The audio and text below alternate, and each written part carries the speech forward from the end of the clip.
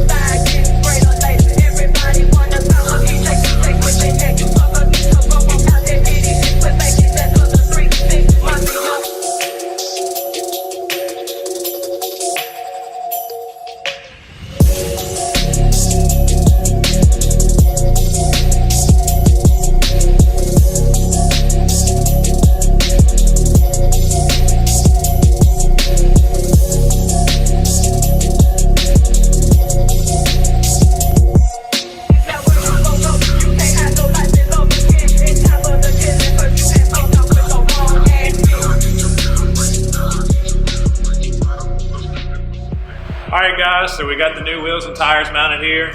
As you can see, I got some newer style 4Runner 17-inch rims. These are OEM Toyota wheels, and I have mounted on them some brand new 33 1250 mud grapplers. The suspension on the Toyota right now is stock lift in the front, and in the rear I actually have a 3-inch block already installed. I have the front 3-inch lift coming in this next week, so hopefully I'll get that installed, and then we're going to make a really nice video for you guys showing off the truck a little bit. But even though I don't have any lift in the front, it actually has barely any rub. I believe if I had a 1050 it would clear with no rub, but I do hit a little bit on this plastic fender well. As you can see, I've kind of ripped it out a little bit if you turn really hard. But front bumper and valance doesn't hit at all with this particular setup. The only other thing I have is I actually have 2-inch wheel spacers installed, because as you guys know,